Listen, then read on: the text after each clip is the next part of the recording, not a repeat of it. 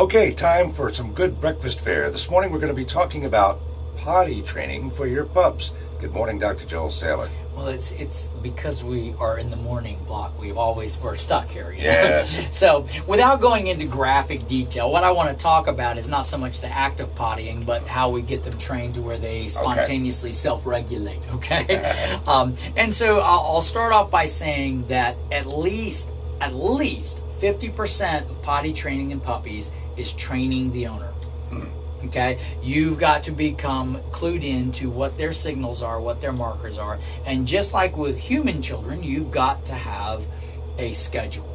Okay, and so typically in a puppy, you want to be taking out on set schedules every couple hours.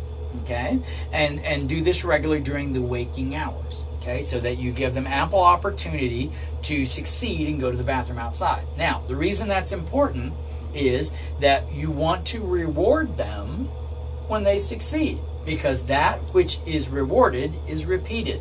Okay, and so if they make a mistake in the house, really, if you get on to them, they don't respond to that. They don't. They say, well, he did wrong, because he was a coward. No, he just doesn't like the tone of your voice. He hasn't put it together. Yeah. Especially if a dog leaves the scene of the crime, that's not his anymore.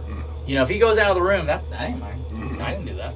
Okay, and so basically, being aware. Now, what you want to do, one of the most common mistakes I see made with potty training is that owners will give the treat when they come back inside. Yeah, and that's wrong. Got to do it right at the time. Exactly. When the last little drop of pee-pee drops, you take a little tiny treat and go, good dog, pet, praise, give the treat. Then you wait for the second thing to happen. Okay, and when that does, then again, good dog. Now, no treats if we don't go.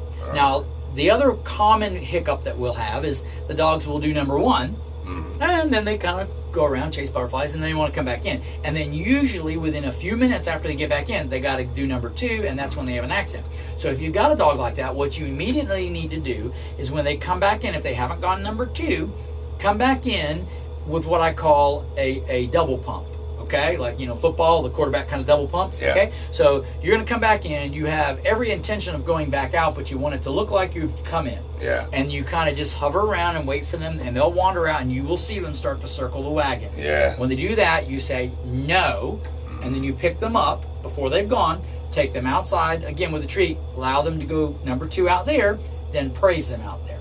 Okay, and you stay with that, you'll get that part caught. How long? How long? Potty training, especially depends how young the dog is. It can vary, but in general, you can have a dog trained within 2 to 4 weeks. Really? Yeah. Oh yeah. If you're consistent. Also, too, when you're not around, crate training is excellent. Okay, and the biggest mistake we see with crate training is people get them the nice, 2,000 square foot condo to live in. The problem is you need it to be small enough that they're going to be really inconvenienced if they go to the bathroom. Yeah. Okay. All right, and we'll be back right after this.